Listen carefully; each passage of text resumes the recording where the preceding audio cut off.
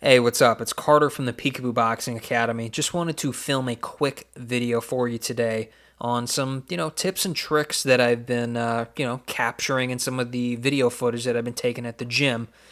For those of you who don't know, my name's Carter Weber. I train fighters at Cus D'amato's gym in Catskill, New York, and I was personally mentored by fighters who grew up with Mike Tyson and who were trained by Teddy Atlas and the late great Cus D'amato. So this video, it's going to be a little bit all over the place, but you're going to be able to pick up a lot of very interesting tips. You're going to be able to see me critiquing the fighters on some of the mistakes that they're making. And really, you're just going to be able to see what, a quote unquote peekaboo style workout looks like at Cus D'amato's gym, in 2024. As I'm imparting this knowledge to these guys, they all have no fights, they all have no experience. So if that's you, you're especially going to be able to relate. Or if you're just somebody who's trying to learn the peekaboo boxing style and you don't really know that much about it yet, you're going to be able to pick up some real gems in this video. So that being said, I want you to lock in. And as always, let's crack into it. Don't just stand in front of them and just wait. You can move around. Move around. I'm gonna move slow. Move around. When I would do some pads with George, I'm here, right? I'm moving with him, right? I'm moving with him. I'm acting like I'm setting the pace. Don't just wait for him to walk you down. Don't just stand in front of him, all right?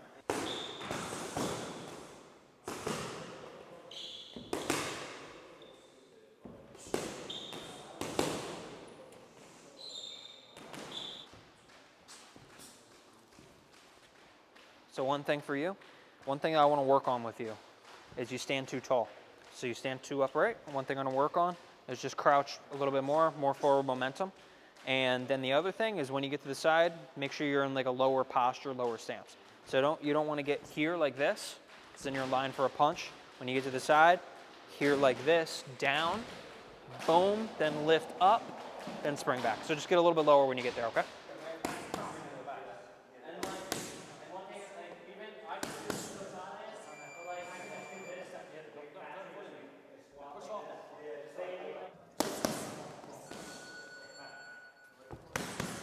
All right, that's good. So, two things. Slow down. You don't have to move after every single one. Wait for them so that you're not tiring yourself out. Because right now I want you to focus on the form of how you throw the punches. So don't be worried about moving every time. Just be ready to move. So like just be here ready to move when it's time to move. And I'm not gonna hit you. I'm on the outside of your head, so you gotta move though. You gotta still. yeah. But you don't have to move every single time. Now when you're on the equipment, I want you to move every time. But for this sake, I want you to, get your breath right. Yeah. The other thing, remember you don't want to be here. So what I want you to do, I want you to have your foot up, and I don't want you to stand in front of them. I want you to move around them like you're actually boxing somebody. So you move around them, then you set your feet, boom, boom, and then you move around again. You set your feet, boom, boom, right? And then you're always ready. You're moving around, boom, boom, and just see how I'm moving him around. That's the way I want to do it, right? I'm moving him around, and then I'm slipping and moving. Don't stand in front of them, because you're conditioning yourself to do that when it's time to fight. So just move around and focus on being calm and relaxed. Throw the punches straight out, okay? Throw the punches straight out. What about, like, what do you mean when I lower myself? Like, if I'm, like... Because you go down there and start slipping like that. And start slipping. You bend your knees. See how you go down? After you throw a punch. Just stay right there. And I straight up when I... No, you ain't gotta be straight up. Like that. That's just like that. Yeah, now go straight. Right there. Now just slip. Boom, boom. Straight to you. Little bend. Slip. Boom, boom. Yeah, he's saying you can slip from right there. You don't need to tense up first. That's what he's saying. Yeah. Only exhale when you're punching. Remember, if you're having the whole time, you're holding in too much tension. Slip, breathe in through the nose, out through the mouth. Because I am doing... But it might sound too quiet. Well, I know you're exhaling when you punch, but I notice when you're moving around, you're like this constantly. It's because you're holding in too much tension. Remember, I'm right here. It's a tight defense, but my muscles are not tense, right? And I want to be controlling my breath. Breathing in through the nose, out through the mouth. When you throw the jab, don't lift your chin up. Keep your chin down the whole time. Remember, just push this off your forehead. I'm right here. That's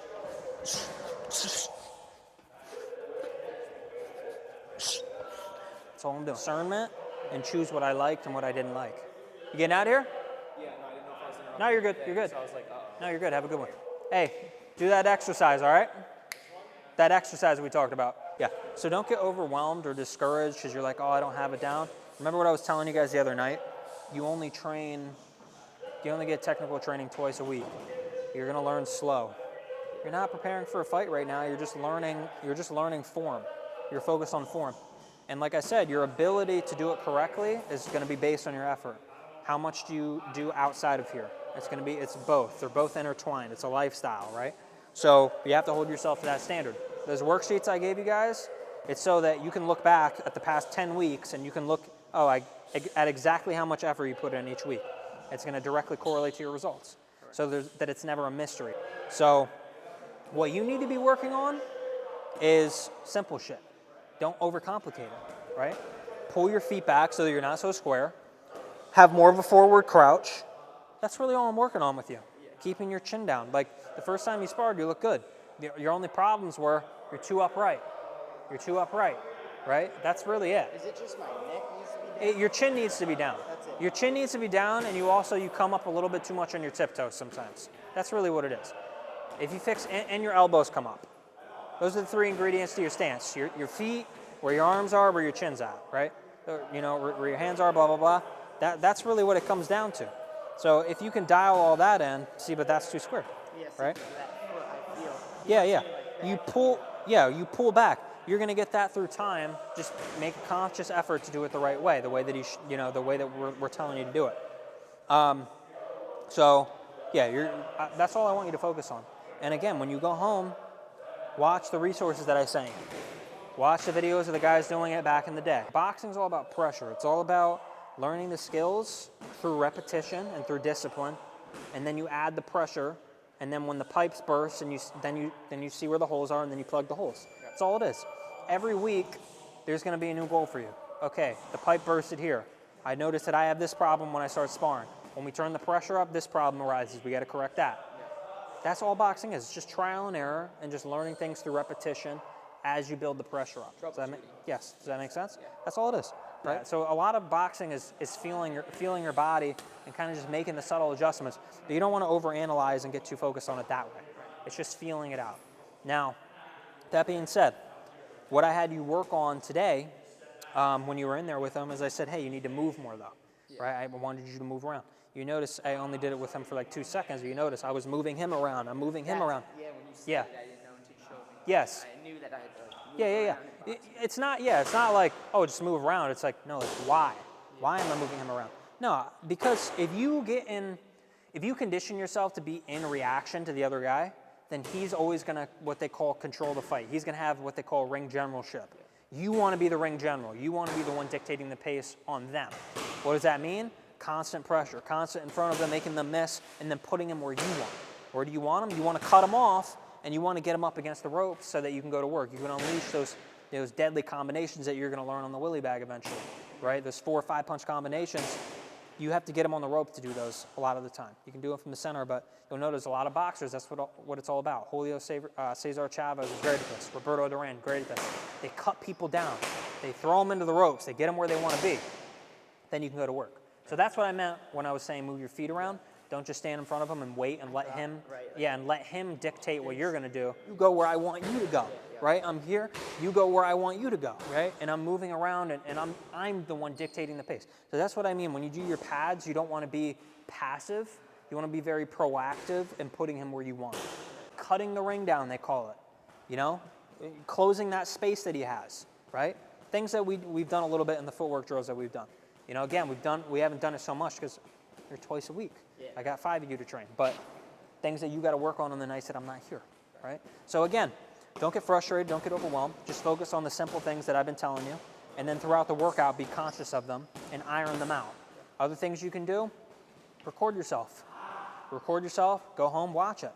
Other things you can do, like I just told Caden to do, record yourself, go home, watch it, and then watch a pro fighter do what you're trying to do, and then write down all the differences. Oh, he does this thing. I have to do more of that. Simple, right? It's simple little exercises like that make a huge difference. Going home, oh, watch the pro fighter shadow box. How does he do it? Oh, watch the pro fighter do the footwork. Watch the pro fighter do the pad work. You'll see the differences between what you're doing and they're doing. Those are things you can do as well. If you're just coming here and you're just working, and you're not breaking down what you're doing, and you don't have like goals in mind, no point. You're just going through the motions, right? I can tell you what to do. I can put you on a certain routine, but you still have to have that mental fortitude and that forward willpower to be like, okay, but I'm going to work on this tonight. Yeah. You know, and that's the way you want to do it. But like I was telling you, you know, it also directly correlates to what you do outside of the ring. You have to watch film. You have to run. These are things that any boxer does. If you ain't running, you ain't watching film, you're not a boxer. You're just coming in and hitting the bags, right? Being a boxer, it's an identity, right? It's not, oh, I do boxing. It's like, no, like I'm a boxer. It means I eat the right food. I watch the right shit. I run when I need to run.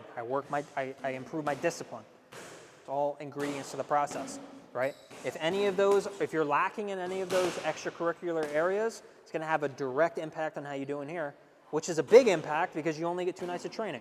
So with 2 nights of training, don't shoot yourself in the feet, or don't shoot yourself in the foot by not doing what you need to do out there. It all bleeds into each other, all right? With you have the opportunity of somebody over your shoulder saying, do it this way. It's not going to take you years, but just know, like, there is a correlation of like how fast you progress. There is a correlation between how fast you progress and, okay, who am I training with? How much am I breaking down what I'm doing? They all have a direct result on your progress. You know what I'm saying? I have a video of this thing. Yeah. When I first came in and I was hitting like this. That's it. It looked literally so bad. 100%. And you're going to look at yourself now, and you're going to be like, in 5 months from now, you're going to be like, damn, I look like shit. That's how it works. Every year you look better, you look better, you look better. That's all it is.